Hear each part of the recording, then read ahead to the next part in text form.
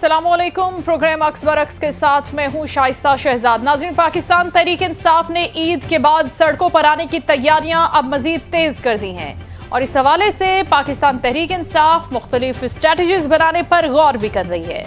मनसूबाबंदी हो रही है, काम हो रहा है कि हुकूमत को कैसे टफ टाइम देना है, हुकूमत पर प्रेशर कैसे बढ़ाना है और वो मुतालिबात जो खान साहब के हवाले से हैं वो सामने रखें। ऐसा क्या करें कि हुकूमत मजबूर हो जाए उन मुतालिबात को मानने के लिए। ताहक हुकूमत हमें इस मूड में बिल्कुल भी नजर नहीं आ रही, वो बिल्कुल भी अपने गोल्स को वक्तन फवक्तन हासिल करने के लिए कोशिश कर रही है। एहतजाज के लिए साबिक वजीर आजम इमरान खान और पाकिस्तान तहरीक इंसाफ के पैट्रन इन चीफ बन गए हैं। अडयाला जेल के बाहर मीडिया से गुफ्तगू में बैरिस्टर गौहर कहते हैं कि खान साहब से तोशाखाना 2 केस के मौके पर मुलाकात हुई और बानी ने कहा कि सारे दरवाजे बंद कर दिए गए। अब इस्लामाबाद की कॉल की बजाय पूरे मुल्क में एहतजाज होगा और इस एहतजाजी तहरीक को वो खुद लीड करेंगे। एहतजाजी तहरीक पर तमाम हिदायत उमर अयूब को दी जाएंगी। बैरिस्टर गौहर ने बताया कि बानी पीटीआई ने एहतजाज का भी कोई टाइम फ्रेम नहीं दिया, ये वो खुद तय करेंगे। बानी ने कहा है कि वो आज के बाद पीटीआई के पैट्रन इन चीफ होंगे, तमाम फैसले बानी ही करेंगे जिस तरह पहले किया करते थे।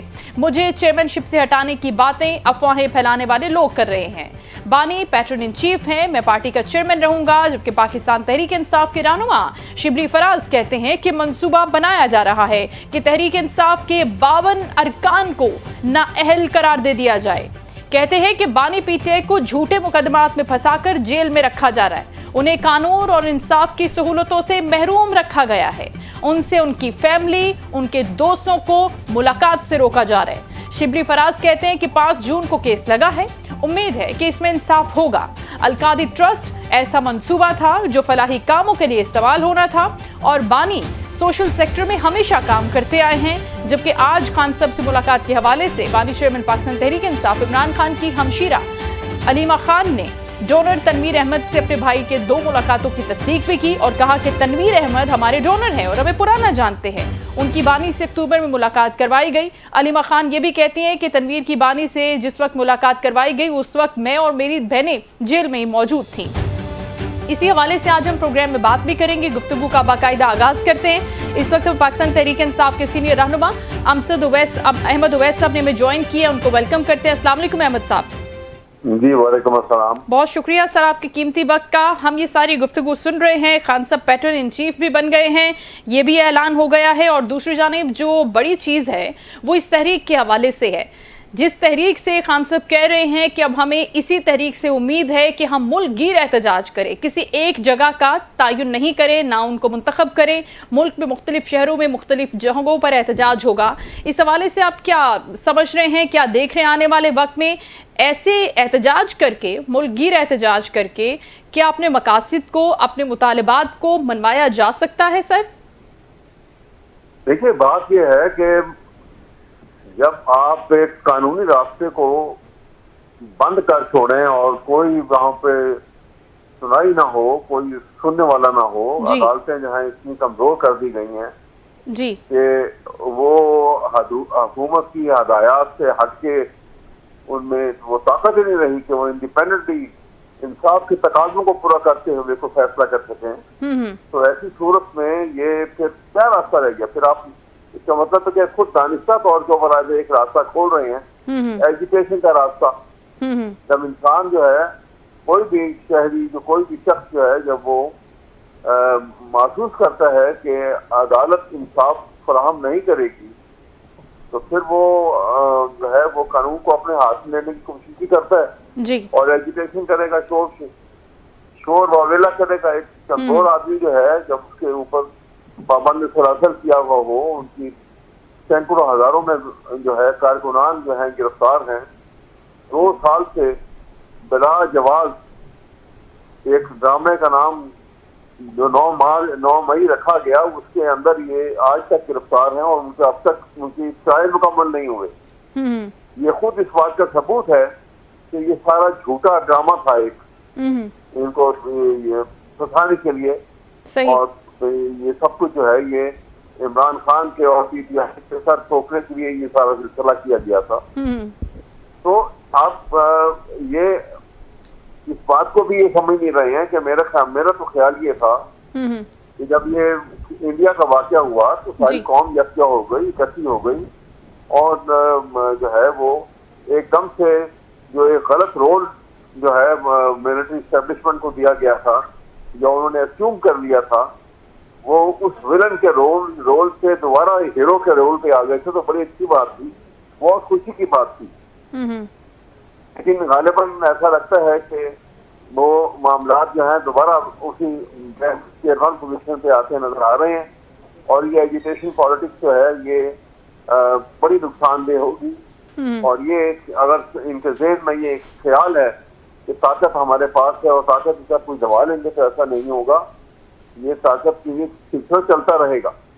कब तक इस नाजायज इस्तेमाल करते रहेंगे, कब तक पाकिस्तान के आइन को जो है वो आपने बूट के नीचे रौंद डाला है और फंडामेंटल राइट्स का एहसास नहीं किया और रूल ऑफ लॉ को रूल ऑफ अथॉरिटी से बदल दिया है।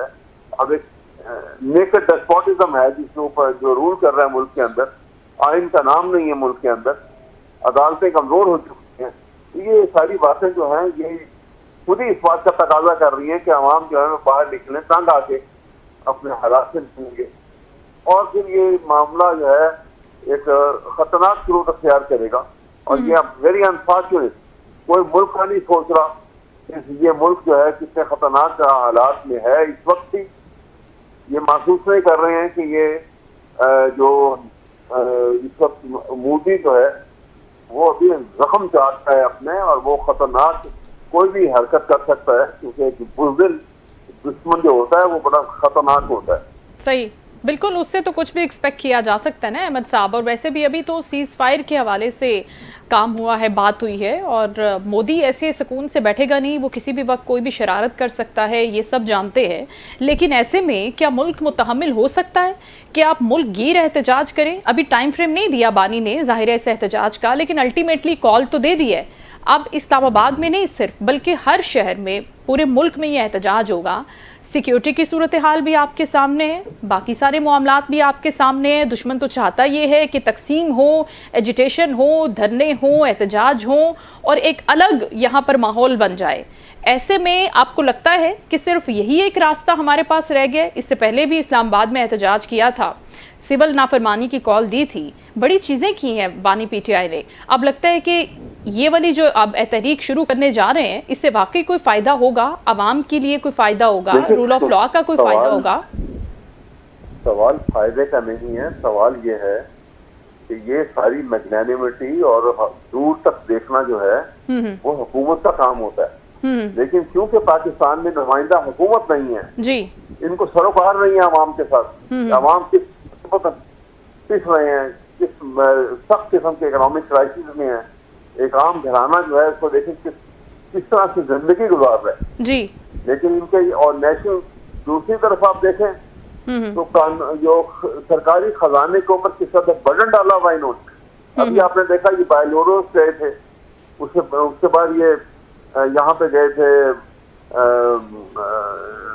ये एक और मुल्क में, तो ये पूरा खानदान लेकर चले गए। अब मुझे बताइए, प्राइम मिनिस्टर जा रहा है, प्राइम मिनिस्टर के साथ डिप्टी प्राइम मिनिस्टर जा रहा है, प्राइम मिनिस्टर का भाई जा रहा है जो एक्स प्राइम मिनिस्टर है नवाज शरीफ, उसकी बेटी जा रही है जो चीफ मिनिस्टर पंजाब है, वो बेटी की बेटी जा रही है। और ये तमाम जो है तो प्राइवेट टिकट दे के गए थे सरकारी खजाने के ऊपर। जब ये रवाज डालेंगे आप, और ये इसी समय पे नहीं रवाज डाला हुआ है, तो बताइए कि ये क्या ये मिरास है इनकी पाकिस्तान का, ये गरीब आवाम का जो ये टैक्स का पैसा है। और इसमें वो लोग भी पैसा, इसमें उन लोगों का टैक्स भी शामिल है जो बिलो पॉवर्टी लाइन जिंदगी गुजार रहे हैं। सही, वो सर कह रहे हैं कि अभी जो हम बजट लेकर आ रहे हैं इसमें हम उनके लिए बहुत बेहतरी करेंगे, माहाना 50,000 रुपए जो उजरत है उसको मुकर्रर करेंगे और बहुत सी सहूलियात आवाम के लिए लेकर आएंगे। आपको लगता है कि ये प्रैक्टिकली पॉसिबल है? कुछ बेहतरी आएगी आवाम के लिए? इस बजट से कोई उम्मीदें वाबस्ता कर सकता है गरीब आदमी, जो बिल्कुल रोजगार कमाता है, दिहाड़ीदार? बजट को अगर आप बड़ा गौर कीजिएगा तो आप खुद ही महसूस करेंगी कि बजट जो है वो तो सिर्फ अपर क्लास को भी छोड़ दिया गया है और अपर क्लास, मिडिल क्लास और लोअर क्लास इनको सामने रख के ये बजट बनाया गया है। अब इसको अगर आप गौर कीजिएगा कि जो पाकिस्तानियों की बैरून मुल्क जो बड़ी बड़ी जायदादें हैं, अभी दुबई चले जाइए, दूर न जाएं आप, तो वहां पे दो बड़े बड़े आपको स्काई हाइट प्लाजा नजर आएंगे जो 7,000 के हैं। इसी तरह और लोगों के भी हैं। कभी किसी ने पूछा कि ये कहाँ से बने, इनके ऊपर भी तुमने को टैक्स देना है कि नहीं देना। ये सूरत हाल इसी तरह से जैसे आपको बता रहा हूँ कि खुद शहबाज शरीफ जिस वक्त प्राइम मिनिस्टर बने हैं और प्राइम मिनिस्टर बनते ही उन्होंने पहले 2 दफा बने। पहले जब वो उस वक्त बने जब ये पीडीएम की हुकूमत आई थी और उन्होंने आटा तकसीम किया जी, और आटा तकसीम करते वक्त उन्होंने उन्हीं के एक्स प्राइम मिनिस्टर जो उन्हीं की पार्टी के अंदर थे, शाहिद खाकान अब्बासी जी, उन्होंने टेलीविजन के ऊपर आके, ये नहीं कि छुप के बात की है, टेलीविजन के ऊपर आके उन्होंने कहा कि ये आटा बांटने में मियां शहबाज शरीफ ने 20 अरब रुपया जो है वो खा गए हैं। सही, ये टेलीविजन को, और इसकी तरदीद नहीं कभी। इसी तरह से जब अब इलेक्शन के बाद 8 फरवरी के इलेक्शन के बाद वो प्राइम मिनिस्टर को उठ लिया उन्होंने और कहा कि मुल्क क्योंकि बड़ी गुर्बत में है और इकोनॉमी बड़ी खराब है मुल्क की, लिहाजा मैंने फैसला किया कि मैं बगैर तनख्वाह के काम करूंगा। बड़ी अच्छी बात थी ये। लेकिन 1 महीने के बाद जब शोर मचा आईपीपी का, तो पता लगा उनके 2 साहबजादे जो हैं वो 28% आईपीपी के शेयर होल्डर हैं और 1 यूनिट बिजली दिए बगैर उन्होंने अरबों रुपए ले चुके हैं हुकूमत पाकिस्तान से।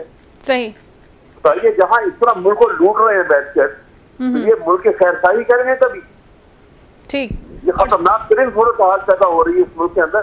तो वहाँ एजुकेशन नहीं होगा, वहां पे अब मैं आपको दूसरी बात बताऊंगा आपको।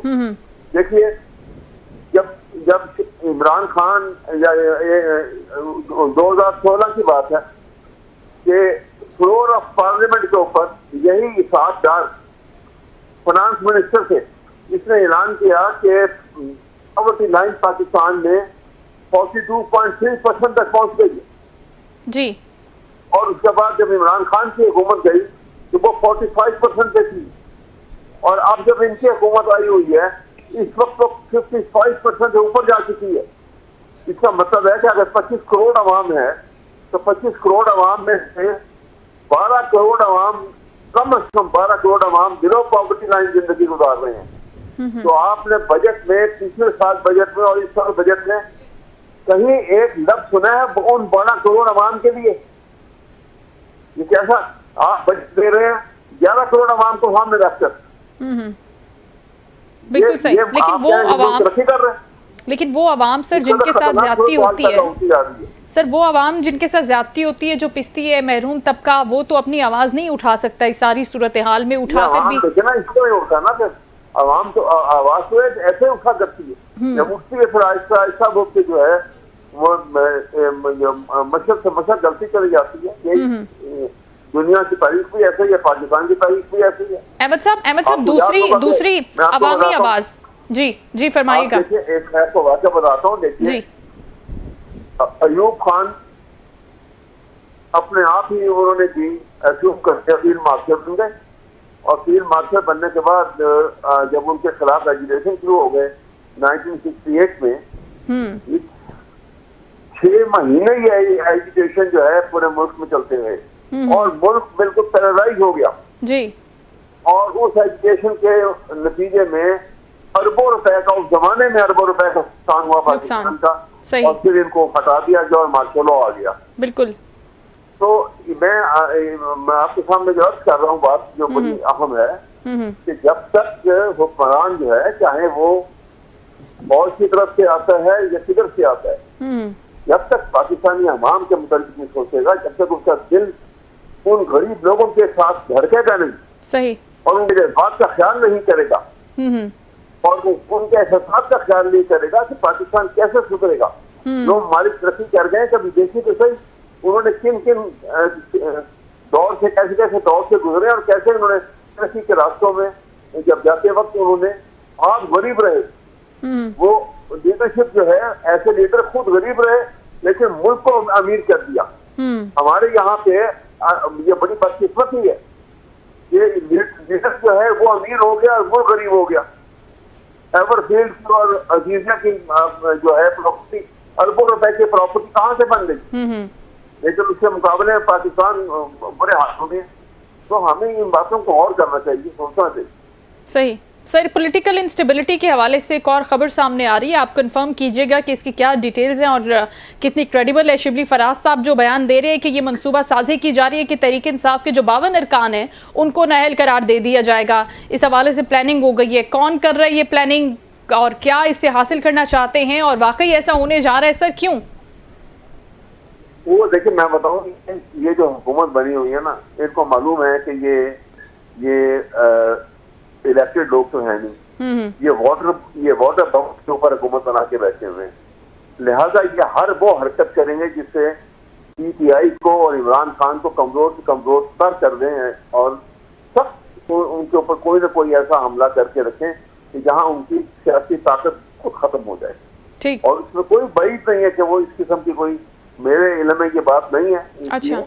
अगर वो कह रहे हैं तो मैं इसकी तस्दीक तो होनी चाहिए, लेकिन ये बड़ी कयास नहीं है इस हुकूमत से और इस सोच से, क्योंकि ये इतने नेगेटिव अंदाज में सोचते हैं, मुल्क का नहीं सोचते हैं, बल्कि एक खौफ को बुनियाद बना के जो है पॉलिसीज बनाई जाती हैं। ये बड़ी बुरी बात है। हमें पॉजिटिवली, बल्कि मैंने तो बार बार, जब ये इंडिया का रह हुआ था तो मैंने बार बार कहा कि देखिए आप भूल जाए पुरानी बातें। अल्लाह ताला ने इंसान में ये काबिलियत पैदा की है कि वो माजी को भुला देने वाली, आप माजी को भुला दें, खत्म हो गई। हर एक ने कोई अच्छा काम नहीं किया हुआ, अब आगे चले मुल्क को लेके सब इकट्ठे हो जाए और भुला दे। चले जो बेचारे इतने इतने अच्छे से जेलों में बैठे हुए हैं और ना उनका ट्रायल हुआ ना कुछ हुआ, उनको रिहा करें। अच्छा, एक थोड़ा सा आपका तासुर जो है आवाम में जाएगा। तो इसका इनिशिएटिव सर कौन लेगा? अहमद साहब, इसका इनिशिएटिव इतना बड़ा दिल कौन करेगा, इतनी फरागदिली का मुजाहिरा कौन करेगा? चाहिए ना, ये हुकूमत, देखिए हुकूमत जो है ना, उसमें मैग्नेनिमिटी ज्यादा होनी चाहिए हमेशा, क्योंकि हुकूमत बड़ी। लेकिन सर वो हुकूमत होगी ना, वो हुकूमत होगी ना जिसके पास मैंडेट होगा, जिसको अपनी परफॉर्मेंस पर यकीन होगा, खुद एतमादी होगी उनको अपने ऊपर। ये आपने बिल्कुल, आप इनसे एक्सपेक्ट कैसे कर सकते हैं इतनी बड़ी चीज? जी हाँ, ये लोग कर सकते हैं? मैं आपसे सवाल कर रही हूँ, क्या ये लोग कर सकते हैं? आप कह रहे हैं इनको करना चाहिए, आपको लगता है कि ये कर सकते हैं, वाकई कर सकते हैं? ये नहीं कर सकते, बिल्कुल भी नहीं कर सकते, इसलिए कि ये इनको अपना आप मालूम है कि हर कोई जो है वो कितने पानी में है, वो उन्होंने क्या कुछ किया हुआ है। ठीक। अच्छा, उनको खौफ खा जाता है अंदर से।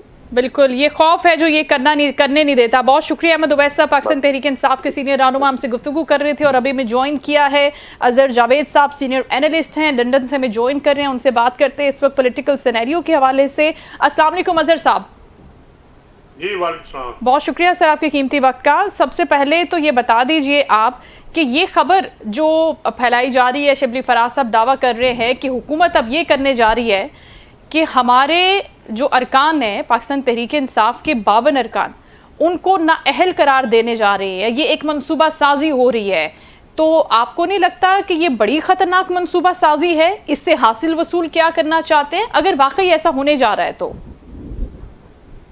देखें जी, सियासत है और जो जिस तरह की सियासत इस वक्त चल रही है पाकिस्तान में, कुछ भी हो सकता है। 52 क्या, इससे ज्यादा भी हो सकते हैं। हुकूमत जो है, जारी बात है, अपना कोई ना कोई उनके जहन में खदोखाल होगा अभी तो, क्योंकि शिबली फराज साहब हो या पीटीआई के कई दूसरे रहनुमा, उनकी कई दफा ये चीजें ऑलरेडी वो सही साबित नहीं हुई। बहुत सारी चीजों का वो दावा करते हैं, लेकिन एंड ऑफ द डे वो फेक न्यूज ही करार पाती हैं। अच्छा। क्योंकि वो शायद वक्त से पहले बात कर देते हैं या एक खौफ होता है।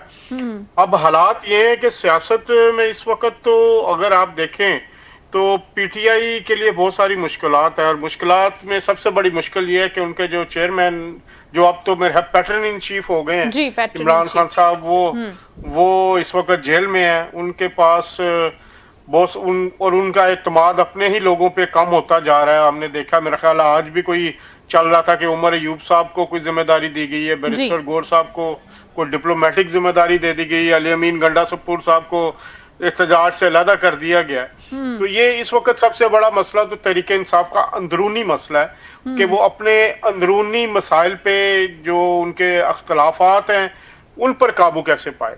तो हुकूमत तो शायद इतना ना करना चाहे, क्योंकि हुकूमत इस वक्त कभी भी नहीं चाहेगी कि इतने ज्यादा ज़िमनी इंतखाबात की तरफ जाएं, क्योंकि अगर वो ज़िमनी इंतखाबात की तरफ जाएंगे तो फिर आपने देखा कि जो संबड़ियाल में इलेक्शन हुआ तो पीटीआई को भी एक मौका मिला अपनी सियासी कैंपेन करने का, उनके लोग भी बाहर निकले। तो ज़िमनी इलेक्शन में आप किसी को रोक नहीं सकते कैंपेन करने के लिए। तो मेरे ख्याल में कि हुकूमत इस तरह कभी भी 52 जो हल्कों की बात कर रहा है कि 52 हल्कों में एट वंस वो चले जाए, इलेक्शन में चली जाए और एक पाकिस्तान में जनरल इलेक्शन का माहौल पैदा हो जाए और एक अपोजिशन की सरगर्मी आ जाए। मेरा ख्याल ये ज्यादा मुझे खदशा ही लग रहा है। एक एक दो दो करके तो शायद हो, वो अलहदा बात है। जैसे एक अभी एमएनए हुए हैं वो 9 मई के केसेस में, तो इस तरह का इतना बड़ा मंसूबा ना मेरे इल्म में, ना मेरे सोर्सेज कहते हैं, और ना ही अकल में समझ में आता है कि ये हुकूमत के लिए ज्यादा सूदमंद होगा। अच्छा सर, दूसरी बड़ी बात है कि पैट्रन इन चीफ बन गए हैं चले खान साहब, और वक्तन फवक्तन आप और मैं ये खबरें सुनते रहते हैं कि अब उसको ये तब्दीली कर दी है, उसको हटा दिया है, उसने पार्टी के ज़ाब्ते की खिलाफ वर्जी की थी, और साथ ही साथ बड़ी तब्दीलियाँ आती रहती हैं अंदरूनी तौर पर पाकिस्तान तहरीक इंसाफ में। खान साहब का असल मसला क्या है? एतमाद नहीं कर पा रहे, वहाँ पर एतमाद साजी का फुकदान है कि अपने ही लोगों पर जिनको वो चेयरमैनशिप देते हैं या कोई भी ओहदा देते हैं, कुछ अरसे के बाद, क्योंकि वो तो जेल में है ना, उनको क्या पता कि बाहर क्या चीज़ें हो रही हैं, तो उनका मसला क्या है कि वो किस तरह से ये फैसले करते हैं इतनी जल्दी जल्दी लोगों को हटाने की, फिर दोबारा लाने की, फिर हटाने की, फिर किसी और को देने की ओहदा। तो आपको क्या समझ में आ रहा है कि खान साहब जेल में बैठे हुए किस तरह से फैसला करते हैं? देखिए, खान साहब का मसला कि उनके पास रियल टाइम इंफॉर्मेशन नहीं होती। वो क्योंकि जेल में है, उनके राब्ते नहीं है। वो जो मिलने के लिए आता है, जो वो कहानी सुनाता है, खान साहब को उसी पे यकीन करने पड़ता है। अब पीटीआई में भी 2-3 ग्रुप्स हैं। एक अलीमा खान साहबा का ग्रुप है, एक बुशरा बीबी साहबा का ग्रुप है, कोई अली अमीन गंडा साहब का जो वो ग्रुप है। तो फिर वो जो आके जो कहानियां सुनाता है उस हिसाब से खान साहब के पास इंफॉर्मेशन आती है। उनको वेरीफाई करने का उनके पास कोई मैकेनिज्म नहीं है। तो फिर जो, और ये बात भी है कि हकीकत है कि पीटीआई के बहुत सारे रहनुमा कंप्रोमाइज्ड हैं। उनका राब्ता हुकूमत से भी है, एस्टेब्लिशमेंट से भी है, और बहुत सारी चीज़ों में वो उस तरफ भी सुनते हैं। तो खान साहब के लिए इन हालात में रियल टाइम इंफॉर्मेशन ना होना सबसे बड़ा एक मसला है। लोगों से मिलेंगे नहीं, बात नहीं होगी, खुद नहीं उसको जांच परख सकेंगे जो इंफॉर्मेशन है, या लोगों की बात सुन सकेंगे, तब तक ये हालात रहेंगे। और जो इस वक्त अलीमा खान साहिबा है या दूसरा ग्रुप है, फिर वो जिसकी जहां चलती है वो अपनी मर्जी के लोग लगवा लेता है, जो कि फिर बहरहाल एक मसाइल का शिकार तो बनते हैं। फिर पार्टी के अंदर से आवाजें उठती हैं, लोग एक दूसरे के खिलाफ बातें करते हैं। केपी के गवर्नमेंट में आपको पता है कितने ग्रुप हैं, वो एक दूसरे के खिलाफ करप्शन के इल्जाम लगाते हैं। तो ये एक मसला तो रहेगा जब तक खान साहब जेल के अंदर है। खान साहब ने खुद भी तो बात की थी ना अजहर साहब के विकेट के दोनों तरफ जो लोग खेल रहे हैं, इस्टेब्लिशमेंट प्रो और इस्टेब्लिशमेंट एंटी जो ग्रुप हैं या जो लोग हैं, शख्सियात है पीटीआई की, वो जब अलग अलग नौयत की खबरें लेके जाते हैं, गंडापुर साहब एक अलग लाइन लेकर जाते हैं, सलमान अकरम राजा साहब अलग लाइन लेके जाते हैं, तो उन्होंने ये भी तो बात की थी ना कि अब उनको ज़्यादा देर नहीं रहने दिया जाएगा। तो खान साहब एक्चुअली क्या चाहते हैं? चाहते हैं कि इस्टेब्लिशमेंट के साथ राब्ते बहाल रहें और वहाँ पर राब्ते नहीं टूटें, या फिर उनका जो वही एजेंडा है कि देखें फौज को सियासत में नहीं आना चाहिए? फौज को सियासत में नहीं आना चाहिए, तो इस वक्त सबसे बड़ी डिमांड ही उनकी ये है कि फौज हमारे साथ बात करे। तो सियासत उन्होंने कहा मैं हुकूमत से तो बात ही नहीं करना चाहता, हम बात ही एस्टेब्लिशमेंट से करना चाहते हैं। तो वो फिर कैसे कह सकते हैं कि फौज सियासत में ना आए? असल मसला ये है कि जिन लोगों को वो कोई जिम्मेदारी देते हैं कि जी आप बात करें, फिर बाद में उन पे ही एतमाद नहीं करते। तो जो कोई भी आगे बात लेके चलता है, तो फिर बाद में जब वो दूसरी तरफ से चीजें आती हैं, मैं ये नहीं कहता कि एस्टेब्लिशमेंट से बात होती है, कोई हुकूमती सर्कल्स में होती है या बैकग्राउंड लोग कहीं ना कहीं बीच में कोशिश करते हैं, तो फिर वो जब उनकी बात आगे नहीं सुनी जाती तो वो फिर वो भी मायूस हो जाते हैं। आपने खुद देखा है कई दफा अली अमीन गंडापुर साहब ने कहा जी कि बस बात हो रही है तो हम ये कर रहे हैं, फिर हम वो कर रहे हैं, तो फिर बातें दरमियान में ही रह तो सर जाती हैं। क्या उन्हीं लोगों की वजह से बातें खराब होती हैं या हुकूमत का भी बहुत बड़ा रोल है इसके अंदर? हुकूमत खुद भी नहीं चाहती कि खान साहब की वहां तक कोई बात हो, कोई रसाई हो, कोई एक्सेस हो, वहां से कोई रिलीफ मिल पाए उनको। उनकी दोस्ती नहीं होनी चाहिए असल में। हुकूमत को फायदा है ना सर इसी तरह से माहौल रखने में, क्या समझते हैं आप? सबसे बड़ा मसला तो खान साहब की जात खुद है। वो अच्छा। खुद इस वक्त यकसू नहीं है कि करना क्या है। वही वाली बात है कि फैसला कर लेते हैं, फिर वो उसमें हुकूमत के लिए तो इस वक्त विन विन पोजीशन है। इस हुकूमत को तो एक खाली मैदान मिला हुआ है। एस्टेब्लिशमेंट के साथ खान साहब खुद कोई ना कोई पोस्ट करके, सोशल मीडिया पोस्ट करके खुद ही कोई ना कोई मसला खड़ा कर लेते हैं, अगर कोई चीजें स्मूथ हो भी रही होती है। अगर आपको याद हो, ये समड़ियाल इलेक्शन से एक दिन पहले भी उन्होंने इसी तरह के मामलात पर ट्वीट की।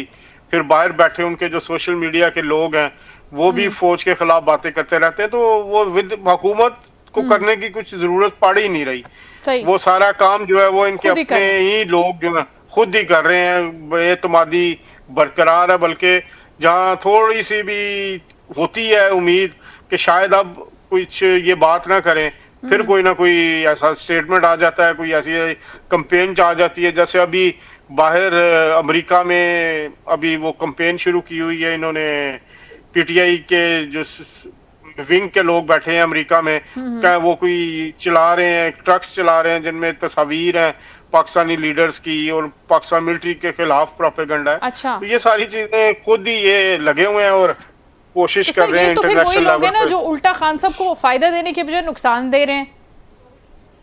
ये खान साहब को समझना चाहिए ना कि सियासत में आप मुस्तकिल दुश्मनियां नहीं पैदा करते। नवाज शरीफ साहब की भी लड़ाई हुई थी एस्टेब्लिशमेंट से, एक दफा नहीं कई दफा लड़ाई हो चुकी है। लेकिन बात ये होती है कि आपस में वो बैठते हैं, कोई ना कोई बैकग्राउंड राब्ते बनते हैं। मुफाहमत अल्टीमेटली आपको करनी है, टेबल पर बैठ के बात करनी है। और अगर ये डिफरेंसेस सियासतदान नहीं ख़त्म नहीं करेंगे मुल्क और कौम के वसी दर मुफाद में और इस्तेहकाम के लिए, मजबूती के लिए, सलामती के लिए, तो फिर बाहर से आप लोगों को इंटरवीन करवाएंगे क्या? आप डोनाल्ड ट्रंप को बोलेंगे कि देखें आए, आकर रिहाई कराएं, हमारे मामलात को सॉर्ट कराएं? और ऐसा वो कैसे कर सकते हैं? उन्होंने तो कोशिश की ना। अगर आपको याद हो, इलेक्शन से पहले, अमेरिकन इलेक्शन से पहले पीटीआई के बयान यही था कि जी ट्रंप आ रहा है, वो जब जीत जाएगा। उन्होंने लॉबिंग भी की, अमेरिका में लॉबिंग फर्म्स पे पैसा भी बहुत ज्यादा इन्होंने खर्च किया। आपको याद होगा कांग्रेसमैन से ये पोस्टें भी करवाते रहे, उनके बयानात भी दिलवाते रहे कि जी फ्री इमरान खान, और ये सारी चीजें होती रही। लेकिन एंड ऑफ द डे वो ट्रंप आया और ट्रंप तो तारीफें पाकिस्तानी क़यादत की कर रहे हैं, पाकिस्तान की मिलिट्री और सिविल क़यादत की। तो इन लोगों को ये समझना चाहिए कि आलमी तौर पर वो वक्ती तौर पर पैसे लेके लॉबिंग फर्म्स के जरिए ये लोग ट्वीट्स तो कर देंगे, बयान तो दे देंगे, लेकिन अमली तौर पर ये मामला विद इन पाकिस्तान ही हल होना। इस वक्त पाकिस्तान की हुकूमत मजबूत बुनियादों पे खड़ी है और खास तौर पर जंग जीतने के बाद तो और ज्यादा मजबूत हो गई है, चाहे वो मिलिट्री क़यादत हो या सिविल क़यादत। और इंटरनेशनल लेवल पे भी उनकी एक्सेप्टेबिलिटी बन गई है। सबसे ज्यादा खतरा किसी भी हुकूमत को अमेरिका से होता था कि अमेरिका कोई बयान ना दे दे, अमेरिका कोई जमहूरियत के वाले से बात ना कर दे, कोई इंसानी हकूक के वाले से बात ना कर दे।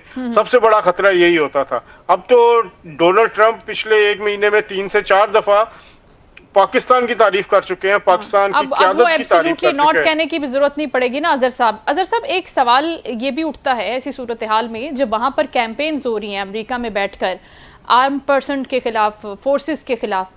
अब जो पाकिस्तान तहरीक इंसाफ में खान साहब का पहला नैरेटिव था, जिस तरह से वो फौज के खिलाफ निकले और सारी की सारी कैंपेन हुई, अब ये पार्टी इतनी बड़ी है और लीडरशिप इतनी कमज़ोर है, जो बाहर मौजूद है और जो अंदर मौजूद है वो भी फैसला साजी में इतनी वीक है कि इनको खुद नहीं पता कि कौन से ट्रैक पे चलना है। अगर वो एंटी एस्टैब्लिशमेंट बयानिए से पीछे हटते हैं तो खुद इनका वोटर इनसे सवाल करेगा कि आप तो डटे हुए थे, आप तो खड़े हुए थे, तो अब आप कैसे पीछे हट गए? क्योंकि बहुत बड़ा जो वोटर है, वोट बैंक है, वो सिर्फ और सिर्फ इसी बयानिए के ऊपर इनके साथ था पहले।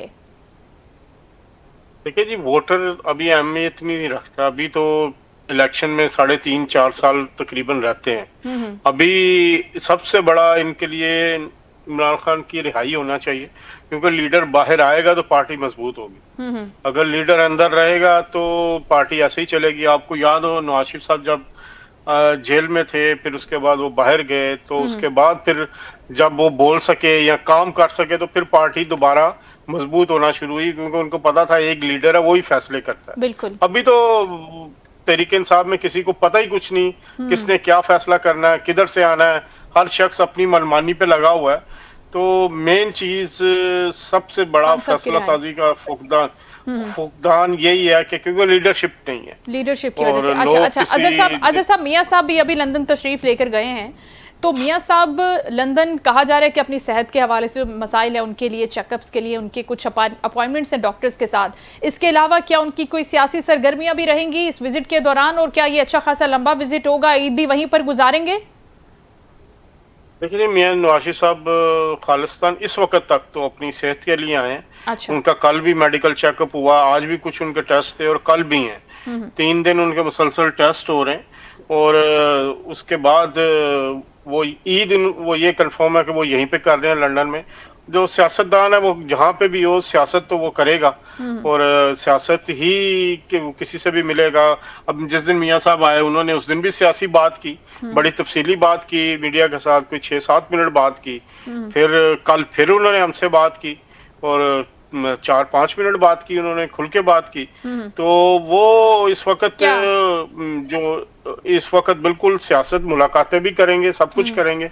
और मेरी जो इत्तलात है कि ईद के बाद यहाँ पे एक कन्वेंशन भी होने जा रहा है मुस्लिम लीग नून का 500-600 लोगों का। अच्छा, खान साहब के हवाले से आपकी अजहर साहब कोई बात हुई कभी मियां साहब से 1-on-1? उनकी क्या राय है, वो क्या सोचते हैं खान साहब को as a political leadership, as a party head, as a ex prime minister? उनको लगता है कि ठीक है ये फेयर हो रहा है जो हो रहा है खान साहब के साथ? वो इस इशू पे बात ही नहीं करते। अच्छा, बात नहीं करते खान साहब के हवाले से? वो इस खान साहब से उन्होंने कभी खान साहब के हवाले से बात ही नहीं की। आप सवाल पूछे भी तो फिर वो इग्नोर कर देते हैं, वो कहते हैं कि बात नहीं करना चाहते, पसंद नहीं करते। हम यूं मान ले कि पसंद नहीं करते खान साहब को? देखिए, सवाल जब आप करते हैं फिर हालात के मुताबिक करते हैं या तरीके इंसाफ के हवाले से करते हैं। तरीके इंसाफ आप इमरान खान साहब के हवाले से उन्होंने कभी ये नाम नहीं लिया, मैंने आपको बताया कि ना उन्होंने कभी कहा, लेकिन जारी बात है जो पिछले मामलात हुए हैं वो इस पे तो बात करते हैं ना कि ये जो मामलात खराब हुए हैं वो किसकी वजह से हुए हैं। वो जारी बात है उस वक्त की एस्टैब्लिशमेंट, उस वक्त की अदलिया और इमरान खान साहब को ही जिम्मेदार ठहराते हैं ना। सही। वो यही कहते हैं ना कि जब मेरी हुकूमत गई तो उसके बाद जो कुछ हुआ, तो जारी बात है हुकूमत जाने में एक इमरान खान साहब एक की एलिमेंट थे एस्टैब्लिशमेंट और उस वक्त की अदलिया के चंद लोगों के साथ मिलके। तो ये तो नहीं हम कह सकते कि वो इमरान खान साहब को पसंद करते हैं। जारी बात है सियासी तौर पे तो उनको वो नापसंद ही है, लेकिन वो कभी जिक्र नहीं करते। वैसे भी उनकी आदत है, मैं तकरीबन 20 साल से उनको जानता हूँ, वो अपने मुखालफिन है वो रिस्ट्रेंट करते हैं उन पे कमेंट्स करने पे और उनके हवाले से किसी किस्म की बात कोई महफिल में करने से। तो मेरी ये उनकी एक आदत है, वैसे ही आदत है कि वो अपने मुखालफिन के हवाले से कोई इस तरह की बात नहीं करते। ठीक है, बहुत शुक्रिया अजहर जावेद साहब, आपने एक कीमती वक्त दिया मेरे शो के लिए और गुफ्तगू की। और उनका फरमाना ये था कि मियां साहब अभी क्योंकि मौजूद है लंदन में और उनकी सेहत के हवाले से जो खदशात हैं उनके टेस्ट हो रहे हैं, 2 से 3 दिन उनके मुसलसल टेस्ट होंगे और उसके बाद वो पॉलिटिकल लोगों से मुलाकातें रहेंगे। ज़ाहिर सियासी आदमी है, लेकिन इसके साथ साथ जो बात उन्होंने बताई कि मुस्लिम लीग नून ईद के बाद लंदन में भी एक बड़ा अवामी कन्वेंशन करने जा रही है, इसका मतलब ये है कि मियां साहब वहाँ पर मौजूद होंगे, मियां नवाज शरीफ साहब वो बात करेंगे, गुफ्तगू करेंगे और एक मरतबा फिर हम उनको एक एक्टिव तरीके से पॉलिटिक्स में देख सकते हैं। नाज़रीन, शो का वक्त खत्म, अपना ख्याल रखिएगा, इंशाअल्लाह कल आपसे दोबारा मुलाकात होगी। अल्लाह हाफ़िज़।